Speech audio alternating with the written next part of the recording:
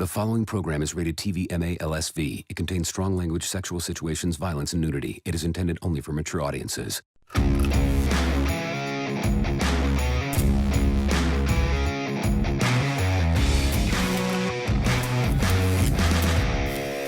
Are you creepy? Do you sniff on teddy bears? I don't. I definitely do not. I don't know if I'm creepy. You all are. I'm probably not as creepy as you all. You all in your, in our world. In your world. Yeah.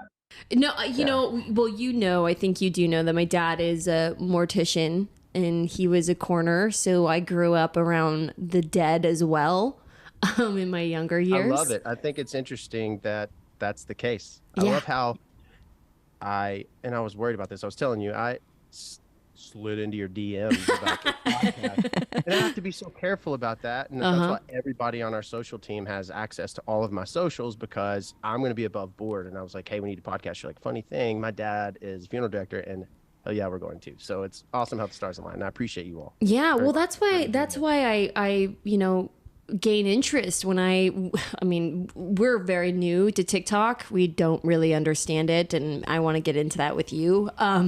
But when I was watching it, your stuff came on my For You page or whatever, and it was just constantly like your stuff was just like, when I was swiping, it was just always there. And so I finally started to like watch your videos. And my dad's always tried to get me to join the family business. And so when I was realizing that you were I think you were teaching, I think you had students or something, and you were just like kind of getting into detail. And my dad's never really done that with me. It just kind of sparked something in me, and I was like, maybe it's in your blood. Maybe I might want to be a mortician. You would. You'd be an awesome funeral director, that's for sure. Thank you. So what got you into the funeral business, and when did you start? I want to know everything. I remember I was 10 years old and my cousin Timmy drowned. Okay. I actually wrote a song about it, and I was a touring musician, but at 10 I remember being at the funeral home, and this gentleman was standing off to the side in a suit, and all the family kept looking toward him and to him, and this is my child mind, right? And this guy was important, right? And then I was touring. I came home for my birthday in 2010, and I meet Megan, my wife, and I see her, and she's this attractive brunette, and I find out that she grew up in the funeral home profession. Her dad owns the funeral home, and she's a funeral director and embalmer. And I'm like, that's not what you were doing, because this is a man's profession, so to speak, and most funeral directors are chubby, middle-aged or old men. You just described my dad. Well, I actually got in a lot of trouble for saying that one time, but I stopped touring immediately, and I asked her dad for the job, and he said, you're out of your damn mind. And I said, I'm not leaving your office until you give me an opportunity. And I sat there for 4 hours while he drew from his pipe. Southern Kentucky, had suspenders on, Oh my God. So love got you into your career? Well, a girl. Yeah. The drug got me into the career. And then I realized my drug is business and creating experiences. And that's how it happened. So we had one location, and then I would always continue to do cover songs and release some original stuff. And then in 2015, I believe we acquired our first funeral home outside of Haley McGinnis. And then from there, I was hooked. So now we have, when this airs, we'll have just closed on our 12th location. Wow. In 5 years. So it's insane growth. And that's how I stumbled upon it. I mean, I grieved the first 2 years, because I went from, you're in the entertainment world, so you get it. And I'm not saying you experience this, but that's my identity. I don't know who I am outside of being the creator.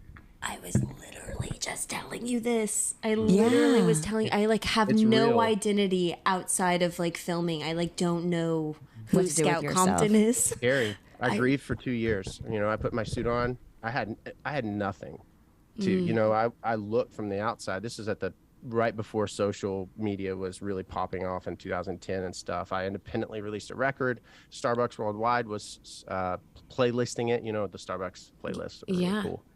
And some good things were happening. Got major labels excited about me. The producers that did the posthumous Michael album, that's now, of course, I guess frowned upon is the right word. I don't know, but they were working with me on some stuff, and yet I was living in a closet in a warehouse. Oh my gosh. So a lot has really happened for me from a mental health. It's like you look like you have it all, and I had no idea who I was. So I grieved for 2 years. People would come in for visitation and ask for my autograph. Can you yeah. Whoa. So I was Oh my like, God, oh you're just tripping what out. am I? This is awful. I hate myself. But then I realized I went from this life of selfishness where it's like, what shoes are you going to go pick up for me today? I mean, this is really stupid, to this life of you can't be selfish or you're pushed out. So it's selflessness. And so I'm kind of made a vow, and that's what happened. And then here we are, full circle. It's really Wow, that's so wild. unique. Do you run your funeral home now with your wife? Does she still do it? She does. Her dad, my father-in-law, just died May 14th. So funeral directors don't die. I mean, we don't. I mean, we're supposed to live forever, right? And take care of people. And it was really wild. And I think that's his legacy, her being on that site all the time, making sure that it continues to thrive. Did he, how was his passing? Did he get cremated or embalmed at your funeral? Like, tell me about how did he plan his funeral? I'm assuming he had it like down to a T, right? He had it down to a T, and he's a very private man, very quiet man. And actually at his eulogy, I have it right outside the studio. It's 6 pages and it's framed. Oh my God. There's so many things about burying a family member. You can't be both. You can't be the funeral director and the family member. So you have to choose one. And so I was placed with this responsibility of being the director, and I still can't really always say that without getting really emotional, because I haven't been able to grieve that, but I had to make sure that 62 years of someone's career and taking care of other people was carried out exceptionally. So when do you deal with that? Like, I know I saw one of your videos with your grandma when your grandma passed, and you had you're doing it there. So you're funeral director first, and then how long does it take for you to snap out of the business mindset in order to be able to be a human and actually feel those feelings? I still have it. Oh shit. I really haven't, because you're still there's probate, there's the will, there's all these business decisions that have to be made, and everyone leans on me. And I mean, Megan's capable, but Megan's the family, yeah, right? So someone has to take that over. But it's that's the price you pay. And Scout, I'm sure you can remember times where your dad, there'd be like these. I can't snap my finger without like a little 3-year-old. But there are times that you probably can recall in your mind, not to call your father out, but where it almost seemed as if all of a sudden there was some sort of chaos. And it was like an explosion, and he's upset about something. Something set him off, and that's kind of what happens. I think my dad's go-to was comedy. Like he was the big personality, like massive comedian, like sort of. So I think that's what he would put on. That was like his front. And my dad, he was really good at not bringing it home. He was very, very good at that.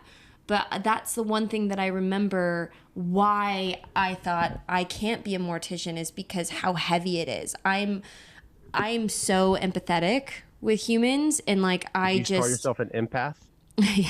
I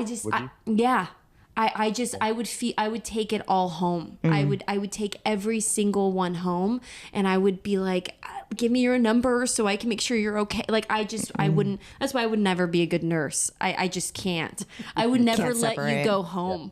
I would be your friend forever. Like I would. Well, that's what it takes sometimes in this, but yeah, it's not easy. It's not easy. Yeah. And it's a ministry, you don't, whether you're faith filled or not, it's a calling. It's kind of imprinted on your heart. You kind of don't just wake up one day and say, let's be depressed. I know. Let's be so sad.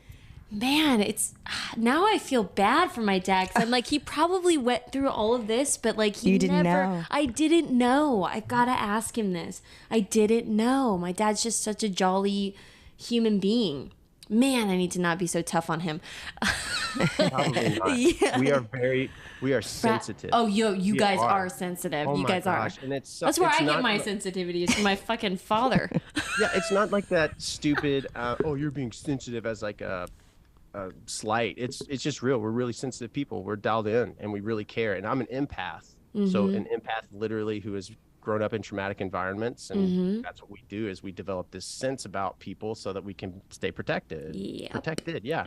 And so I'm literally I just feel it all day long, and then when I get home I just dump it and I'm exhausted. It's like I ran 16 miles. Yeah. Oh my God, welcome to movie making.